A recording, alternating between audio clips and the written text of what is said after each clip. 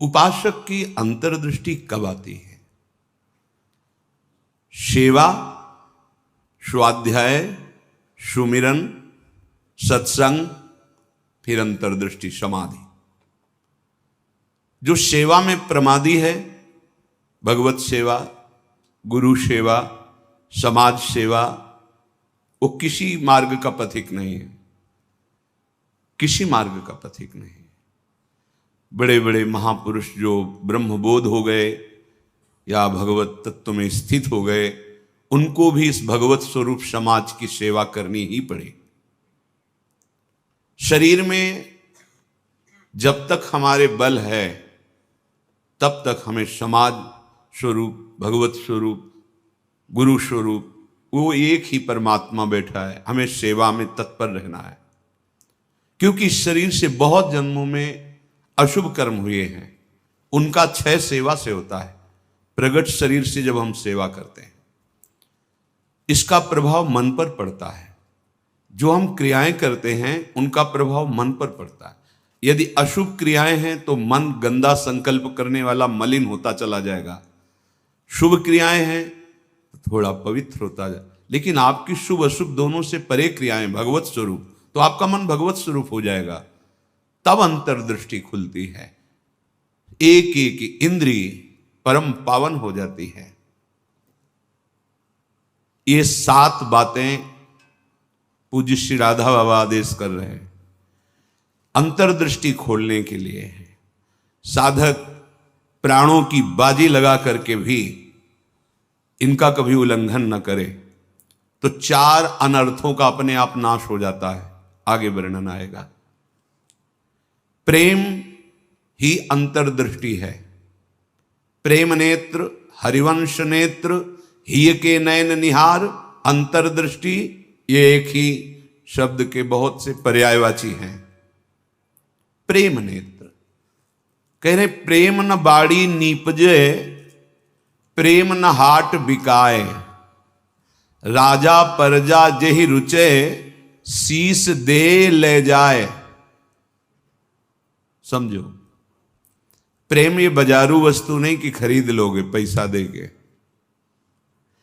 प्रेम ये ऐसा नहीं कि खेती बाड़ी है आप मेहनत करके इसे उपजा लोगे, नहीं। बोले चाहे राजा हो या प्रजा हो, जिसे भी प्रेम चाहिए शीस दे ले जाए। नारायण अति कठिन है हरि मिलन की बाट, या में पग पीछे धरे, प्रथम शीस दे काट। प्रथम शीस दे काट, शीस दे ले जाए, इसका क्या भाव होता है? अहम का समर्पण, बिका हुआ मैं हूं, मेरी कोई इच्छा नहीं, मेरी कोई चाह नहीं, अब जो ही कहें करें हम सोई, और जैसा वो करते जोई जोई प्यारो करे, सोई मुझे भावे। बात हो गई। प्रेम नेत्र खुलने का अधिकारी हो गया। ये अहम ही तो नचा रहा है। ये कभी वैराग्य में बैठा लेगा, कभी तपस्या में, कभी भोगों में, कभी प्रमाद में। इसके अनुसार थोड़ी भूमिकाएं बनती हैं भक्ति की या ज्ञान की। आचार्यवाणी, गुरुवाणी, उनकी आज्ञानुसार चलने पर हृदय में भूमिकाएं जागृत होती रहती हैं। ये अहंकारी देहाभिमानी सुधरना ही नहीं चाहता, मनमानी आचरण करना चाहता है। मनमानी आचरणों से ही तो आज तक हम विमुख रहे, सुख से, शांति से, भगवदानंद से। दुख और अशांति, क्लेश और बंधन बार बार यही मन और बुद्धि तो दे रहे हैं। बिल्कुल सत्य बात कह रहा हूं, इसे केवल सुनना ही मत समझ लेना। पूज्य राधा बाबा के वचन। ये 7 आए बिना तुम चाहे प्रेम के प्रवचन कर लो, चाहे सुन लो, प्रेम तुम्हारे हृदय में जागृत नहीं होगा, अंतर्दृष्टि नहीं खुलेगी। श्रीपाद कह रहे अंतर्दृष्टि पश्य वृंदावनस्य, अंतर्दृष्टि से वृंदावन का दर्शन होता है। हमारी देखो बाहर नेत्र तो हैं पर त्रिगुणात्मिका माया के हैं।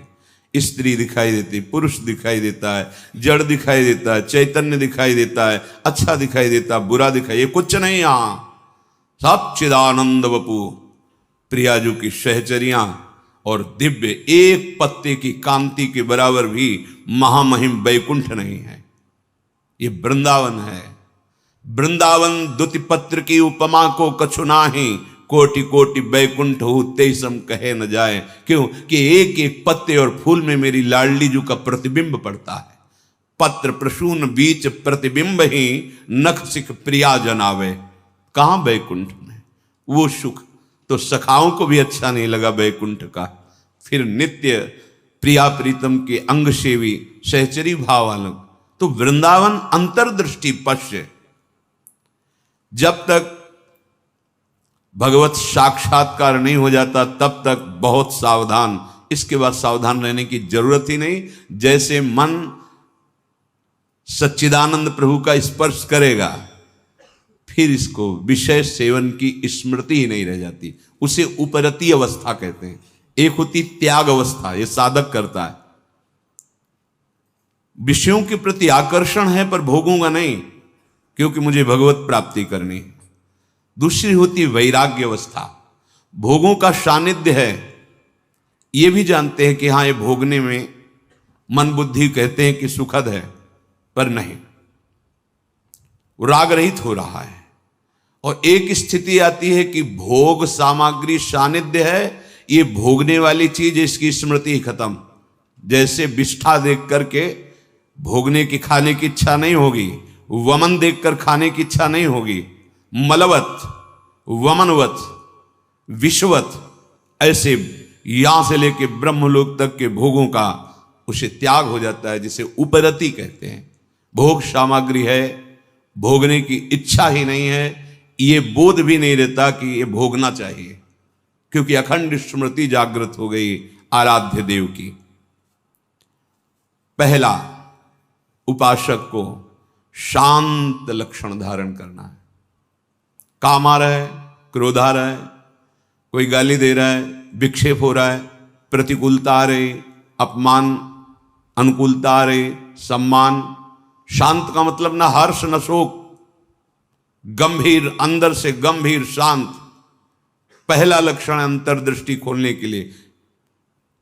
सिद्धांत में भी वर्णन शांति रव्यर्थ कालत्वम विरक्तिर्मान शून्यता। शांति, अपने प्रति कोई बार बार अपराध कर रहा है, शांत। न शरीर से दंड, न वाणी से दंड, न मन से दंड देने का संकल्प, क्योंकि सब में मेरा प्रभु विराजमान है। बिल्कुल ध्यान से बाबा ने कहा, ये बिल्कुल सत्य सत्य बात कह रहा हूं। प्राणपन से इन सातों बातों का निर्वाह करोगे तो अंतर्दृष्टि खुल जाएगी। प्रेम, यदि आप थोड़ा भी प्रमाद करेंगे तो इनको धारण नहीं कर पाएंगे। पहला ही है शांत, भाव देश में भी पहला है शांत। शांत दास्य सख्य वात्सल्य कांता सहचरी। शांत हमारे भगवान का स्वरूप है, शांताकारम, शांत। समझो, वाणी शांत, मन निसंकल्प, कोई चाह नहीं, स्थिति यहां पहुंचनी। शांत का स्वरूप ये, न शोचते न कांक्षते, समः सर्वेषु भूतेषु मद भक्तिम लभते पराम। मेरी भक्ति का परम लाभ, पराभक्ति का स्वरूप ये। कोई चाह नहीं, कोई चिंता नहीं, कोई भय नहीं, कोई शोक नहीं। ब्रह्मभूता प्रसन्नात्मा, हर समय अखंड प्रसन्नता। देखो भक्त कैसा शांत होता है। परीक्षित जी महाराज गर्भ से ही भगवान के परम प्रिय भक्त हैं। भगवान ने गर्भ में ही रक्षा की।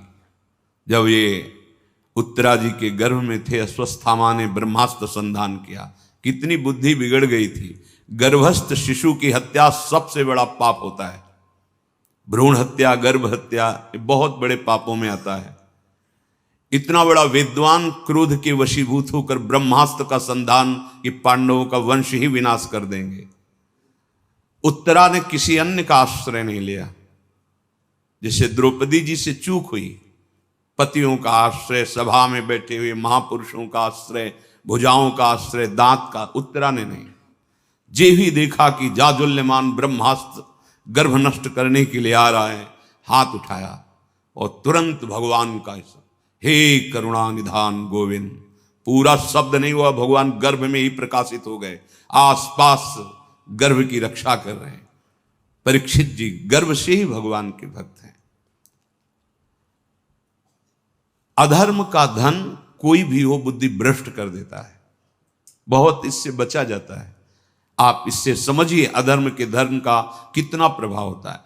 जबरदस्ती बलात् राजाओं को जीत करके वैभव छीनना, यह स्वभाव था जरासंध का। संतों के मुख से सुना कि जब भीम के द्वारा भगवान ने जरासंध का वध कराया, सहदेव का तिलक किया, पर उसका वो मुकुट जिसमें बहुत से राजाओं की जीती हुई रत्न मणियां हीरे आदि थे, वो मिला के सबसे 20,000 तो कैद किए था।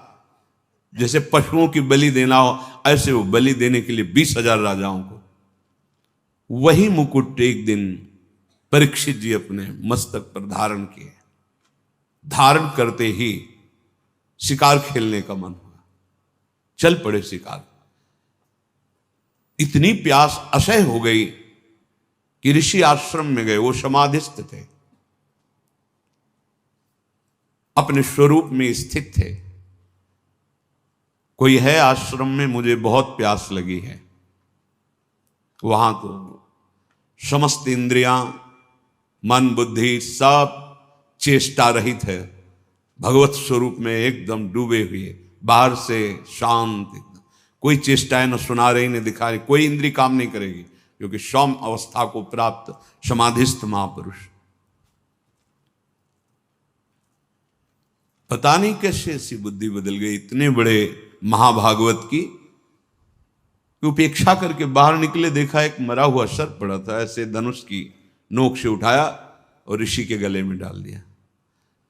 महत अपराध है। साधु का उपहास या इस तरह की चेष्टाएं, उनको इसका भी पता नहीं चला, तो शांत अपने स्वरूप में स्थित हैं।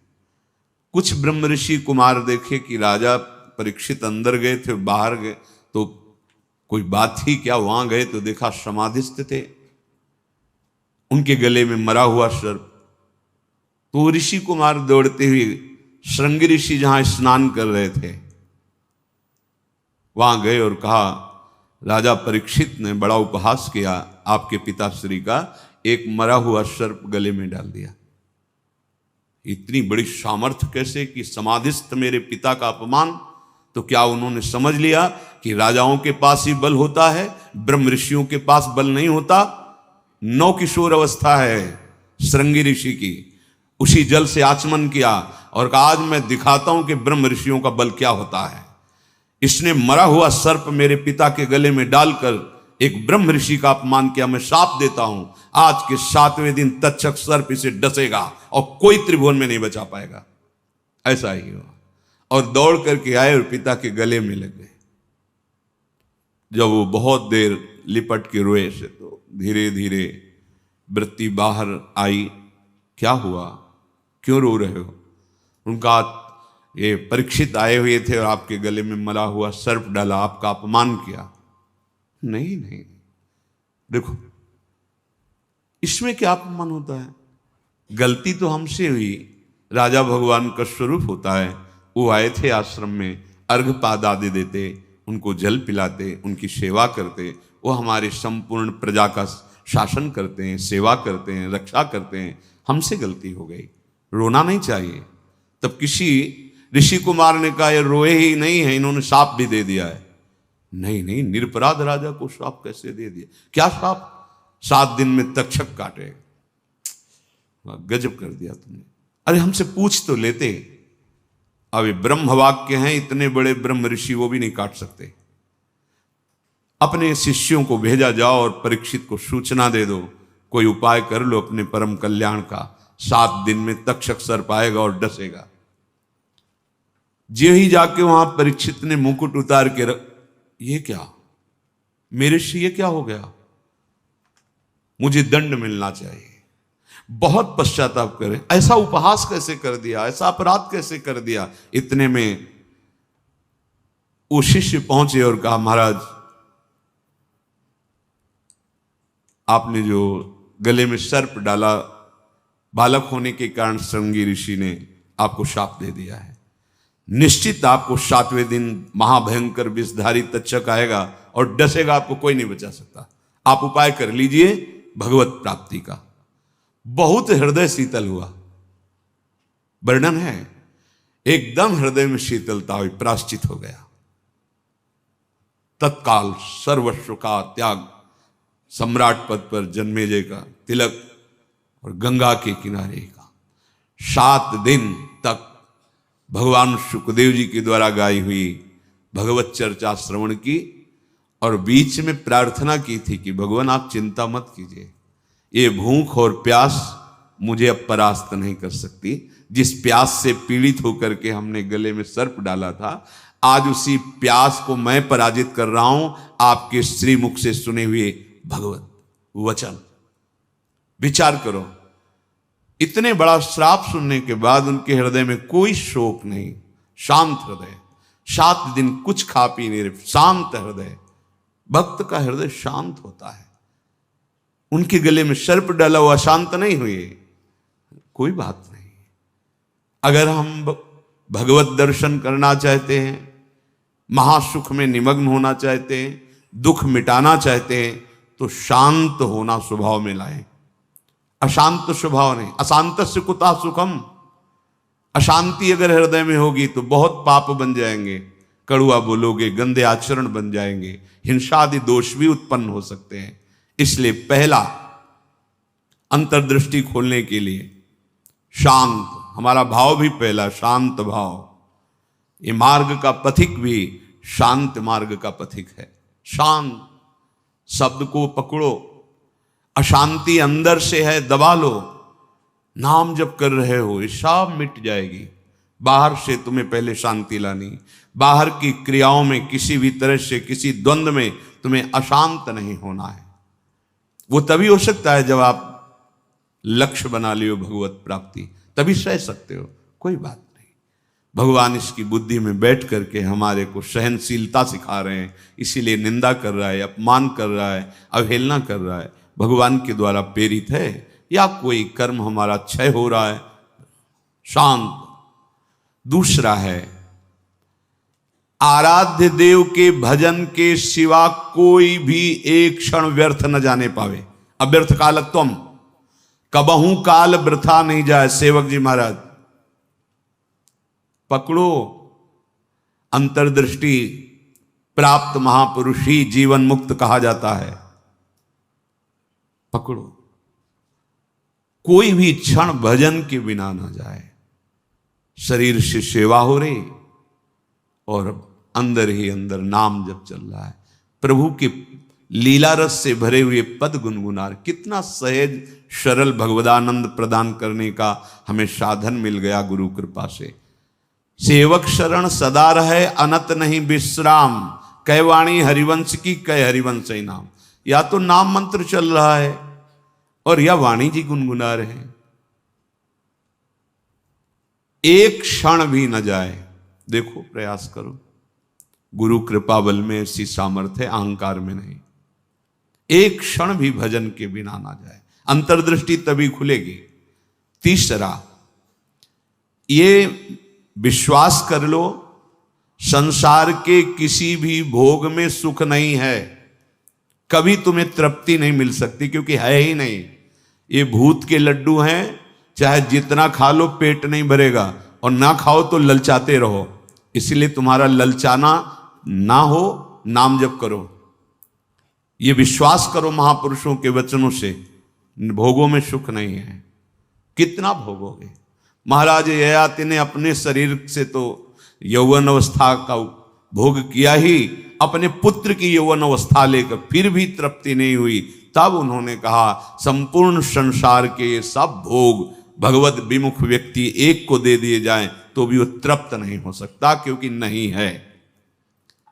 कल किसी ने प्रश्न किया था, ऐसा ऐसा हमने सैकड़ों ऐसा ऐसा सब किया, तो हमने कहा ईमानदारी से बताना, वृंदावन में बैठे हो, क्या तुम्हारी तृप्ति हुई, क्या सुख हुआ? तो चिल्ला के रो के बोला, नहीं, नहीं होगी। विनिश्चितम बदामि तेन अन्यथा वचांस। गोस्वामी जी के, मैं झूठ नहीं बोल रहा, सत्य कह रहा हूं। हरिम भजन्ति, बिना भजन के तुम्हारे इंद्रियां, तुम्हारा मन, तुम्हारा हृदय शीतल हो ही नहीं सकता, विश्राम पा ही नहीं सकता। ये जलाती रहेंगी कामनाएं, तृष्णा, वासनाएं। इसलिए पहले समझ लो, गुरुजनों के वचन मान लेने से निकल जाओगे। अगर अनुभव करने की चले भोग राज्य में, तो आज तक कोई ऐसा नहीं हुआ कि स्वयं लौट पाया हो। हमारी आपकी तो बात जाने दो, बड़े बड़े महापुरुषों में। एक उदाहरण, आद्य गुरु भगवान शंकराचार्य जी नवीन किशोर अवस्था में ही पूरे विश्व को अपने प्रकांड ज्ञान के द्वारा परास्त कर दिया।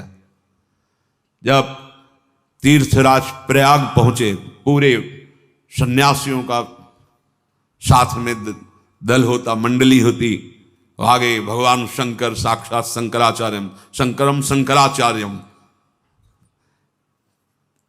ज्ञान का विशुद्ध स्वरूप, तेजों में दृष्टि पड़ते ही चरणों में झुक जाए, ऐसा तेज।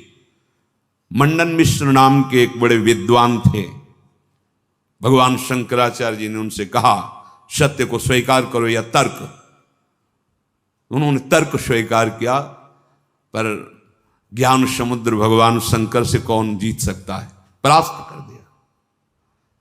उनकी पत्नी बहुत विवेकवान बुद्धिमान थी, आई और प्रणाम किया और कहा, प्रभु आप संपूर्ण विजय अभी नहीं प्राप्त किए, अर्धांग तो अभी बचा हुआ मैं भी हूं, मेरे प्रश्न का उत्तर दे दो, तब हम दोनों परास्त माने जाएंगे। अभी तो आधे अंग को परास्त किया, आधा मैं हूं। बात सत्य है। बोलो, रति में स्त्री को सुख मिलता है या पुरुष को प्रधान सुख? अधिक सुख किसको मिलता है? बहुत प्रवीण थी, जानती थी, बाल योगी है, अनुभव शून्य। अगर ये कुछ बोलते हैं तो आपका अनुभव है ऐसा? क्योंकि सत्य विषय का तो अनुभव है, असत चेष्टाएं तो की ही नहीं, तो कैसे इनको अनुभव होगा? तो चुप हो जाएंगे।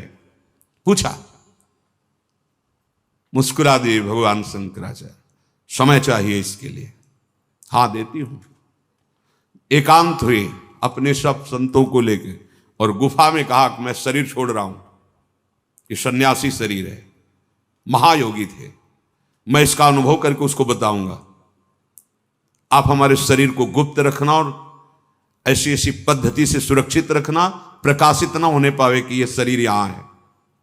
ध्यान के द्वारा देखा कि एक राजा का शरीर छूटा है, अपना शरीर छोड़ा और वहां सौ रख करके विलाप हो रहा था। अचानक हरकत आ गई शरीर में, प्रवेश कर गए आद्य गुरु भगवान शंकराचार्य।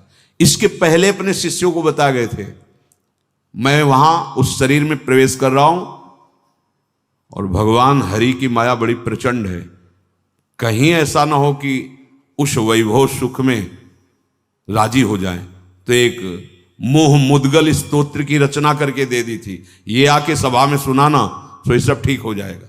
आद्य गुरु भगवान शंकराचार्य ज्ञान समुद्र, वो कह रहे हैं कि कहीं ऐसे वैभव में, राज वैभव में बुद्धि राजी ना हो जाए, इसलिए मोह मुद्गल स्तोत्र, भज गोविंदम गोविंदम भज मूढ़मते, पूरा स्तोत्र है, ये सुनाना के राज दरबार में। जे ही हरकत हुई शरीर में, तो अब तो महान खुशी, नहीं राजा जीवित हो गए, बड़ा आनंद उत्सव मनाया गया।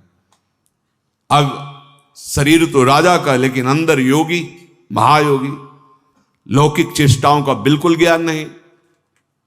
रानी बहुत बुद्धिमान थी, समझ गई कि राजा तो पधार गए हैं, इनके शरीर में किसी योगी का आवेश हुआ है। कोई योगी तो क्या, हमारे राजा ही तो है ना। उसने गुप्तचरों को आदेश किया, कहीं भी किसी योगी का शरीर दिखाई दे तो उसको तत्काल नष्ट कर दिया जाए। पहले ही भगवान शंकराचार्य जी ने गुप्त रख लिया था, बता दिया था सुरक्षित रखना। सारी चेष्टाएं उनको सिखाई रानी ने। वास्तविक काफी समय हो गया, शिष्य इंतजार करते रहे, भगवान शंकराचार्य जी वापस ही नहीं हुए। ये मोह मुद्गल स्तोत्र जाके कहा तो बस गा करके वो बाहर निकले। भगवान शंकराचार्य जी अंतर्धान, तो राजा का शरीर फिर ऐसे वाके फिर बताया।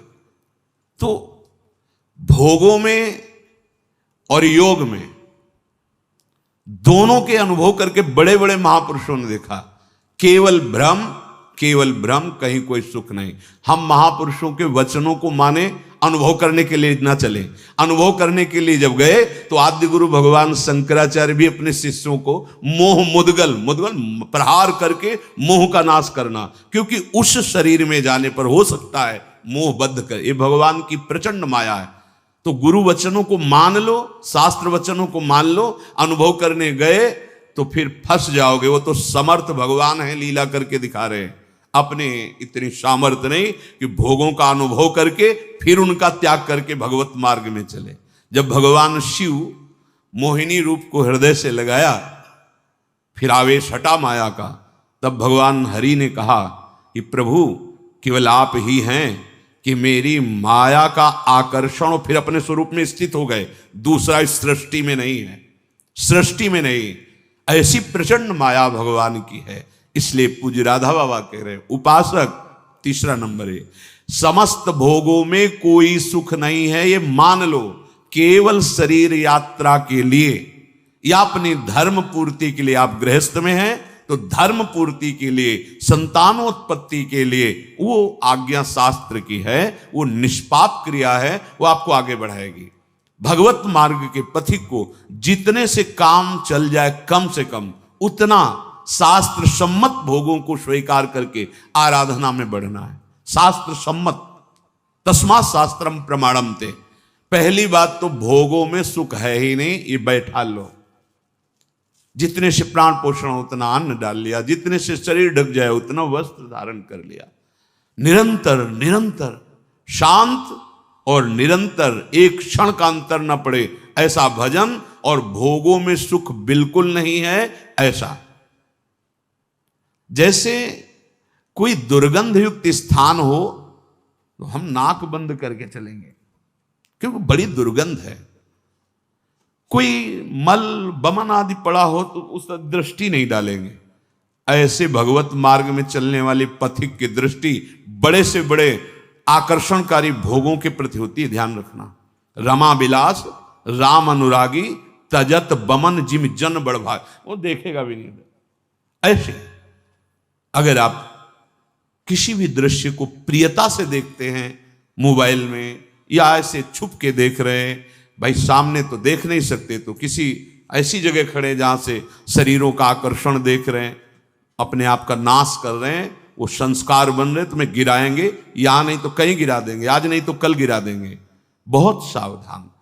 ये तीसरा है, किसी भी भोगाकर्षण से हम प्रभावित ना हो। जब दूसरा चलेगा तो तीसरा ही आ जाएगा। निरंतर भजन और ये सावधानी, निश्चित निश्चित। हमें अच्छा लगा जब उससे पूछा, वो खुद वर्णन कर रहा था ऐसा ऐसा ऐसा। हम कहा क्यों गंदी बातें सुने, पर इसलिए कि इससे लाखों लोगों का भाव शुद्ध हो सकता है। उससे पूछा तुम्हें क्या मिला, सुख मिला? तो उसने कहा नहीं, और रो पड़ा चिल्ला के। बस मान लो ये बात, इन गंदे चेष्टाओं में कभी सुख नहीं, कहीं सुख नहीं। केवल तुम मृत्यु का वर्ण कर रहे हो, अपनी जीवन को नष्ट कर रहे हो। शास्त्र सम्मत भोग वैराग्य प्रदान करके मोक्ष प्रदान करते हैं, धर्म अर्थ काम मोक्ष। अगर आप मनमानी आचरण करेंगे, मनोरंजन करेंगे, तो आप कोई भी हो, कहीं भी हो, नष्ट हो जाएंगे। ये संत महापुरुष जन, इनकी वाणी एक जैसे मां दुलार करके डांटती है, ऐसे अनंत दुलार लेकर आपसे कह रहे हैं। आपकी निंदा करना उद्देश्य थोड़ी है, आपको अवगुणी साबित करना उद्देश्य नहीं, आपके हृदय को चोट पहुंचाना उद्देश्य नहीं, पर आपके हृदय को महान बनाना और दुर्गुणों से, दुर्विचारों से, दुष्कर्मों से मुक्त करा के महासुख में निमग्न करना, इस संतों की वाणी का पावर है, ये उसकी सामर्थ्य है। आप उससे कटु वचन न माने, उपहास या अवहेलना न माने। जैसे हम चाहे जो रोग हो डॉक्टर के सामने पेश करते हैं, ऐसे ही बड़ी कृपा है उनके ऊपर जो अपने अवगुणों को अवगुण मान रहे हैं और उनसे दूर होना चाहते हैं। ये कोई आश्चर्य में बात नहीं, क्योंकि भगवती माया बहुत बलवती है। भगवत विमुख कुछ भी करा सकती माया। जो भगवान नाम जापक वहां होश में रहती माया, क्योंकि वो स्वामी का नाम जप कर रहा है और प्रभु की शरण में है। अगर उपासक के हृदय में भोगों से घृणा नहीं आई है तो अभी उपासना का रंग नहीं, नाम जप नहीं चल रहा पक्का। हृदय की बात कहता हूं। आप देखो, एक दिन चला के नाम देखो, 24 घंटे जलन पैदा हो जाएगी अगर कोई आपसे बात करना चाहेगा। कुछ देखना, कुछ सुनना, कुछ बोलना, ये जहर लगने लगेगा आपको। देखो तो करके। अब आप मनोरंजन में लगे हो, किसी तरह समय कट रहा है, खाया पिया, मौज मस्ती, ये जीवन ऐसे व्यतीत करने लायक नहीं। बड़ा दिव्य जीवन है। मानव देह पशुवत थोड़ी आचरण करना है। दिव्य दैवी सद्गुणों से युक्त होकर आप चाहो नारायण बन सकते हो, आप साकेतपुर जा सकते हो, आप शिव स्वरूप कैलाश में जा सकते हो, आप जो भाव चाहें दिव्य भाव में। ये जन्म मरण का दुख भोगते भोगते तुम्हें ऊबना नहीं आया। एक संकट कोई निवृत्त करने के लिए मारा घूमता है, यहां चले जाएं, वहां चले जाएं, और नाम गरज रहा है हर दुखों को मिटाने के लिए। कहीं जाने की जरूरत नहीं। राम कृष्ण हरि जो नाम प्रिय, राधा राधा राधा, सर्व मंगल होता चला जाएगा। बार बार इसीलिए कह रहे हैं, नाम जपत मंगल दिशि दसहु। कहीं भी जाओगे तुम्हारा मंगल ही होगा, नाम चल रहा है। नहीं, ये भोगा शक्ति बहुत ही प्रबल है, विचार करने का अवसर नहीं देती, भ्रष्ट कर देती है। नाम चल रहा है, इसकी ताकत नहीं कि गिरा सके। चौथी बात, मन में अपने अंदर मान का बिल्कुल भी प्रभाव न रह जाए। अंतर्दृष्टि खुलने के लिए पहला शांत, दूसरा निरंतर भजन, तीसरा भोगों में सुख नहीं है, दृढ़ बुद्धि, भोगों से घृणा। चौथी बात, अपने अंदर मान न रह जाए। अगर मान है तो परम पद में आरूढ़ होने के लिए सबसे पहला त्याग इसी का किया गया है। निर्मान मोहा जित संग दोषा। पहले मान रहित, सबहि मान प्रद आप अमानी। मान अगर है तो फिर परमार्थ मार्ग का पथिक। और संसार में मान के लिए ही सब कुछ किया जाता है, और परमार्थ मार्ग इससे उल्टा है। मान की धज्जियां उड़ा दी जाती हैं। सम्मानम कलयाति घोर गरलम, ये घोर हलाहल विष है। अगर अध्यात्म की ऊंचाई पर चढ़ना है तो सम्मान की धज्जियां उड़ा दे, अंदर से कभी स्वीकार न करे, सबके चरणों में नमन करे। वो साष्टांग कर रहा है, पंचांग कर रहा है, बलिहारी उसकी श्रद्धा है। वो सबके हृदय में विराजमान भगवान को प्रणाम कर रहा है, गुरु प्रदत्त वेश को प्रणाम कर रहा है। हम तो दास हैं उनके चरणों में। सम्मान स्वीकार करना, ऐसा अधिकार केवल भगवान को या भगवत प्राप्त महापुरुष को ये अधिकार है अपने जैसे दासों का। बस कोई प्रणाम करे तो नम्र होके प्रणाम। अगर वो कर रहा है तो गुरु प्रदत्त वेश को, हृदय में विराजमान प्रभु को कर रहा है, अपने को नहीं। अगर अपने उस मान के भोक्ता बने तो परमार्थ चल ही नहीं पाओगे, नहीं चल पाओगे, नहीं चल पाओगे। ये मान बहुत घातक जहर है। अगर सत्संग नहीं मिला, गुरु कृपा नहीं हुई, तो इसी का पोषण शुरू रहता है। वैराग्यवान होकर के भी इसी मान का पोषण होता रहता है। और परम पद में आरूढ़ होने के लिए सबसे पहला त्याग इसी का है। निर्मान अमोहा जित संग दोषा, मान रहित। ये हृदय में बैठा लिए, बहुत सूक्ष्म बंधन है ये। कभी कभी बड़े बड़े मान का त्याग मान के लिए हो जाता है। सम्मान पत्रों का, आसनों का त्याग मान के लिए। बड़े सुंदर, कितने दयनीय। ये सुनने की इच्छा मान की इच्छा है। अगर स्वाभाविक हमारी स्थिति मान रहित हो रही तो ये केवल गुरु कृपा से, ये पक्का। ठाकुर जी भी हृदय में बैठे हैं, कभी डांट नहीं लगाई, हृदय में ही तो है। लेकिन जब ठाकुर जी गुरु रूप से आए तो एक एक चोरों को पकड़ करके पीट पीट के बाहर कर दिया। अहंकार, मान, मद, काम, क्रोध, लोभ, मोह, मद, मत्सर, ये सब पर टिको ना, आज्ञा पे टिको, गुरुजनों की आज्ञा पर, वाणी पर टिको, सब ठीक हो जाएगा। ये जिम्मेवारी प्रभु की बन जाती है। योगक्षेमम वहाम्यहम्, अप्राप्त को प्राप्ति कराना और प्राप्त की रक्षा करना। आप अनन्यश्चिंतयन्तो माम, अनन्य होकर केवल चिंतन करो, संभाल लेंगे। मान को स्वीकार मत करो, मान को स्वीकार न करो। शरीर स्वस्थ है, कोई प्रणाम कर रहा है, आप भी प्रणाम करो, उसकी श्रद्धा है। जब बहुत लोग प्रणाम करें तो कहां तक करोगे? हृदय से सबको प्रणाम किया और अपनी स्वीकृति नहीं की कि हमें प्रणाम हो रहा है। नहीं नहीं, देहाभिमान पुनः पुष्ट होने लगेगा। बहुत सूक्ष्म है। जहां हमारा मन प्रपंच में फंसने लगे, जहां हमारा मन संसार की मान्यताओं को स्वीकार करने लगे, नहीं, ये जीवन केवल भगवत प्राप्ति। मन की बिल्कुल एक दृष्टि रखो मन पर, इसकी एक एक वृत्ति की जांच करनी है। वो स्वाभाविक स्फुरित जो हो रहा है उसका विकारात्मक स्वरूप, शासन उस पर, प्रश्न उत्तर उससे करो। हम लोग क्या करते हैं? गुरुजनों से प्रश्न उत्तर करके तर्क रखते हैं। तर्क रखो मन के ऊपर। क्यों? बहुत बार तो तेरी सलाह मान ली, दुर्गति ही हुई है, अब तुझको मेरी सलाह माननी होगी, जो मैंने संतों से सुना है, जो मैंने शास्त्रों से पढ़ा है, उस पर तर्क रखो। नहीं, मन के तो बोलते ही दस्तखत कर दिए और शास्त्र सम्मत गुरुजनों की वाणी पर क्यों में हो, ऐसा क्यों, वैसा क्यों। चौथा है आपके मन के अंदर मान का बिल्कुल न रह जाना। अमानिना मान देना, स्वयं अमानी, दूसरों को मान देना। महाराज भर्तृहरि जी जब भोगों से वैराग्य की वृत्ति जागृत की, कुछ नहीं, पिंगला का दृश्य देख करके घोर वैराग्य युक्त भगवान शंकर की आराधना, समय पर देवाधिदेव महादेव प्रसन्न हुए और कहा क्या इच्छा करते हो, वरदान मांगो। तो भर्तृहरि जी ने यही वरदान मांगा था, प्रभु कभी सम्मान से मुझे भिक्षा भी ना मिले, तिरस्कृत होकर भिक्षा पाऊं, कभी सम्मान से, मान से नहीं। ये क्यों? जहां मान जागृत हुआ फिर देहाभिमान, क्योंकि चक्रवर्ती सम्राट रहे ना, तो यही मांगा कि मान रहित हमारी स्थिति रहे, अर्थात भिक्षा भी मुझे कभी सम्मान से न मिले प्रभु।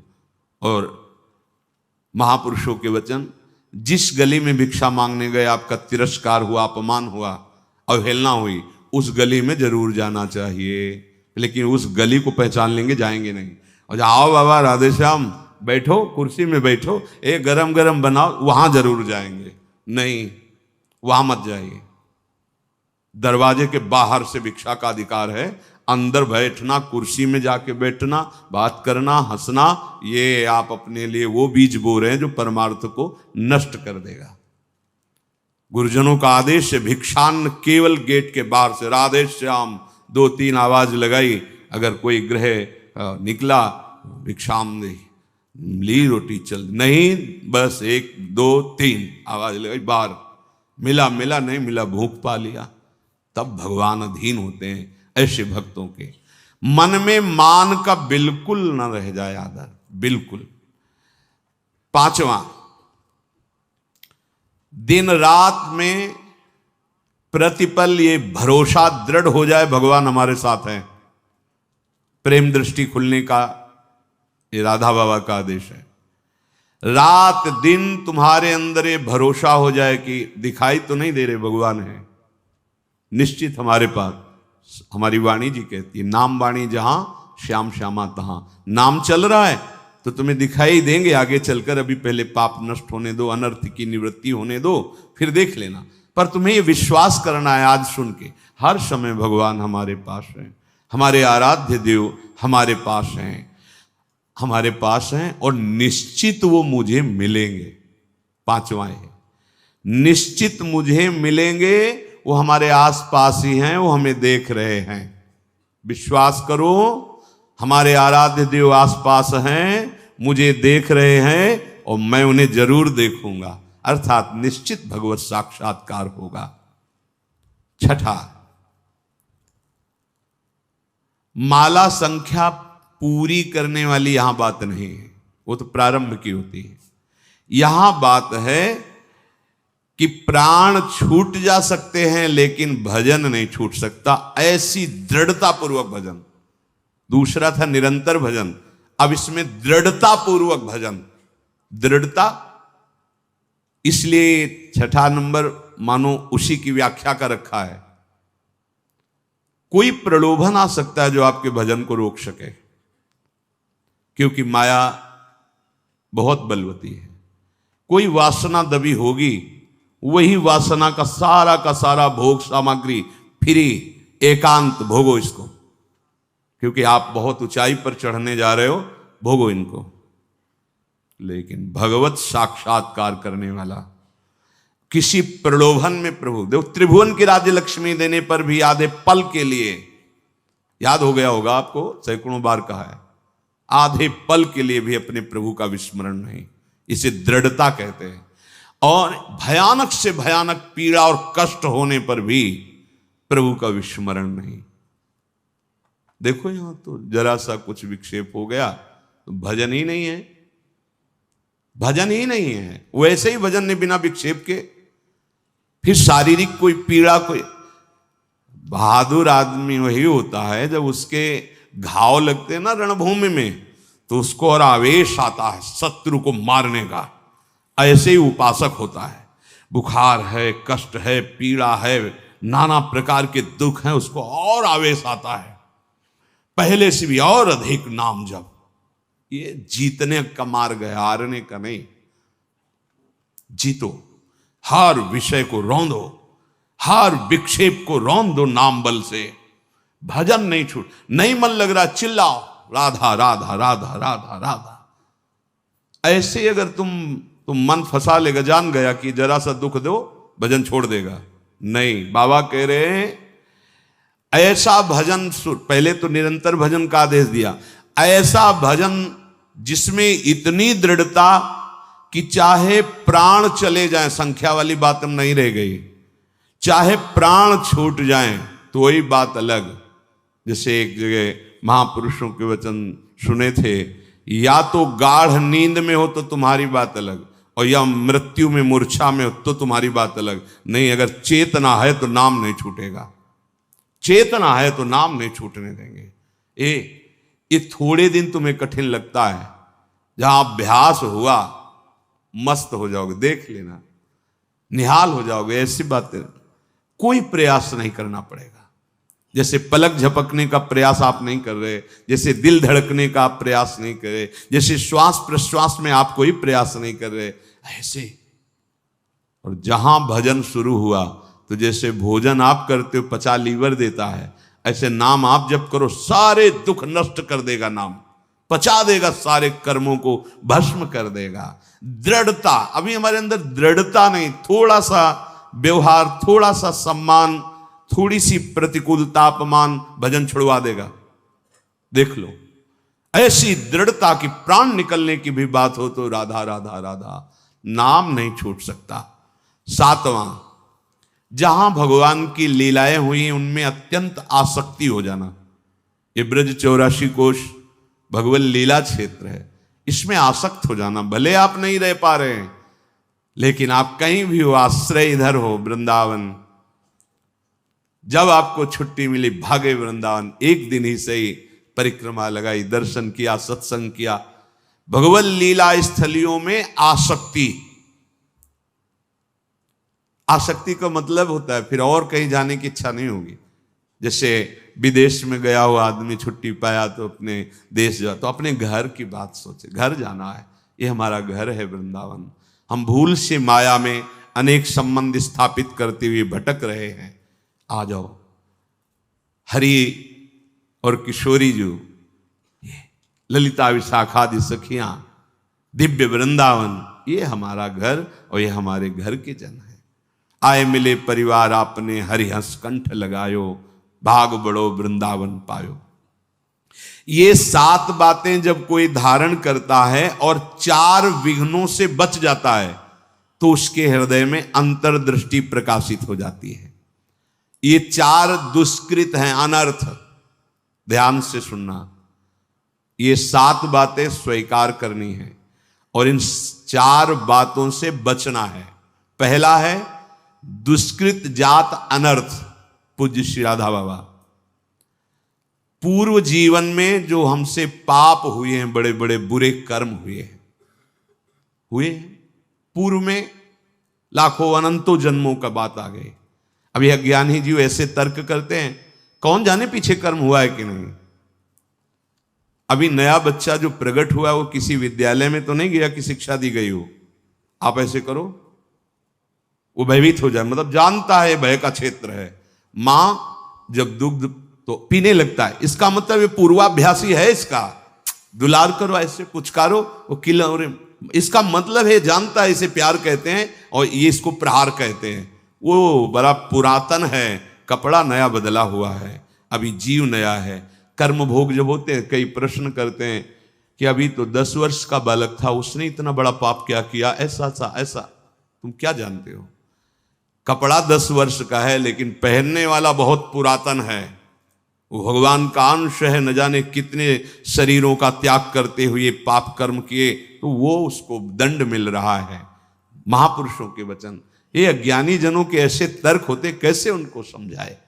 कह रहे हैं कि जो तुमने पूर्व जीवनों में पाप कर्म किए हैं, अब तुम भजन में लग रहे हो, तुम्हारा अंतिम जन्म का निर्णय है कि मैं भगवत प्राप्त हो जाऊं, अब वहां से हिसाब फटाफट होगा। वो संस्कार मन पे आएंगे, तन पे आएंगे, शांत नाम जप बढ़ाते जाओ। जो भोग जितना, वो बहुत कम करके भोगवा रहे हैं भगवान, बहुत कम करके। अगर तुम्हें अपने सारे कर्मों का भोग भोगना पड़े तो हजारों करोड़ों जन्म बार बार लो और बार बार भोगो, तो भी निपटना मुश्किल हो जाएगा, इतना स्टॉक है। अब इसी जन्म में थोड़ा थोड़ा करके भुगा करके अपने पास बुला लेते हैं। अत्यंत कृपा है। जो भी दुष्कृत जात अनर्थ तुम्हारे जीवन में आएगा, 2 प्रकार से, एक दंड रूप से आएगा और एक आएगा पाप कर्म कराने की प्रेरणा रूप से। ध्यान दीजिए, एक को तो भोग लेना है, दंड को। दूसरा आएगा मन में बैठ करके पाप कर्म कराने की प्रेरणा देगा, पाप कर्म कराने की सुविधा देगा। अगर दूसरे को भोग लिया तो आगे फिर योनि बनने का, किसी योनि में जाने का आपने हिसाब तैयार कर लिया। समझ लीजिए, धर्म पूर्वक भोग स्वीकार की आज्ञा है। अधर्म पूर्वक जो हमारे कृत्य हुए हैं, वो 2 प्रकार का प्रभाव डालेंगे। पूज्य श्री राधा बाबा कह रहे, एक तो ये दंड रूप से, जैसे कोई रोग आ जाना, कोई अपमानित कर रहा है, कोई निंदा कर रहा है, आदि आदि, बड़ा तिरस्कार हो रहा, शांत तुम्हारे पाप नष्ट हो रहे। एक आता है मन में, ये अंतर का है, इतनी गंदी वासना और उसी वासना के अनुसार सुविधा, वही भोग तुम्हें मिलेगा जो तुम्हारे अंदर वासना बढ़ी हुई है। बिल्कुल नहीं, अगर त्रुटि कर दी गए, ये भारी अनर्थ पैदा कर दे। प्रायः चलन चलन सब कोई कहे, बिरला पहुंचे कोई, एक कंचन एक कामनी दुर्लभ घाटी दोए। बहुत सावधान। ये बार बार आपको भजन करते समय बुरे कर्मों की स्फुरणा, बुराई की